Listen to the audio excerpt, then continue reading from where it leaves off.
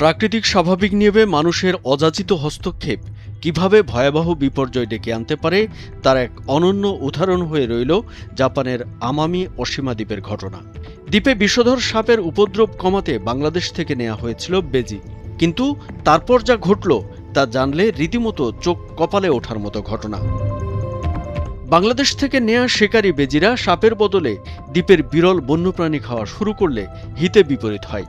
দীর্ঘ ৪৫ বছরের লড়াই এবং শত শত কোটি টাকা ব্যয়ের পর অবশেষে দ্বীপটিকে বেজিমুক্ত ঘোষণা করেছে জাপান সরকার। ঘটনার শুরু ১৯১০ সালে। তৎকালীন পূর্ববঙ্গ অর্থাৎ বর্তমান বাংলাদেশ থেকে ছোট ভারতীয় বেজি প্রথম জাপানের ওকানিয়া দ্বীপে নেওয়া হয়েছিল। পরবর্তীতে ১৯৭৯ সালে আমামি ওশিমা দ্বীপে অত্যন্ত বিষধর হাবু সাপের উপদ্রব থেকে স্থানীয় মানুষকে বাঁচাতে ওকানিয়া থেকে প্রায় ৩০টি বেজি এনে ছেড়ে দেওয়া হয়। এরপর ঘটে যত বিপত্তি। তত্ত্বীয়ভাবে বেজি সাপের শত্রু হলেও বাস্তবে মেলেনি হিসাব। হাবু সাপ মূলত নিশাচর, অর্থাৎ রাতে বের হয়। অন্যদিকে বেজি দিনের আলোয় শিকার করে, ফলে সাপ ও বেজির মুখোমুখি হওয়ার সুযোগ ছিল খুবই কম।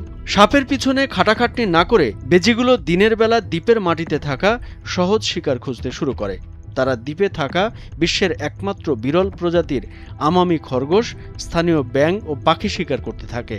জনসংখ্যা বিস্ফোরণ ও ধ্বংসযোগ্য প্রচুর খাবার ও কোনো প্রাকৃতিক শত্রু না থাকায় দ্বীপে বেজির বংশবৃদ্ধি ঘটে জ্যামিতিক হারে।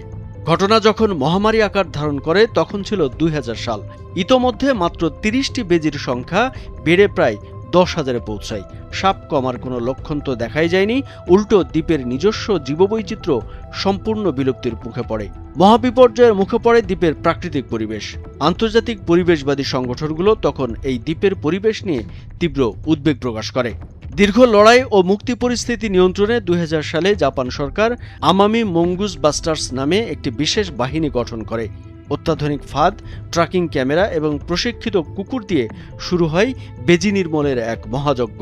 দীর্ঘ ২৪ বছরের টানা অভিযানের পর জাপানের পরিবেশ মন্ত্রণালয় আমামি ওশিমা দ্বীপকে সম্পূর্ণ বেজিমুক্ত ঘোষণা করে। এই দীর্ঘ ৪৫ বছরের সংকটের পিছনে জাপানের খরচ হয়েছে প্রায় ৩.৫৭ বিলিয়ন ইয়েন, যা বাংলাদেশি মুদ্রায় প্রায় ২৯০ কোটি টাকা।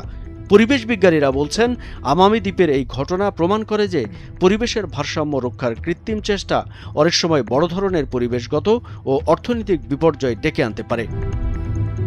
কামরুজ্জামান আরিফ, ভোরের কাগজ।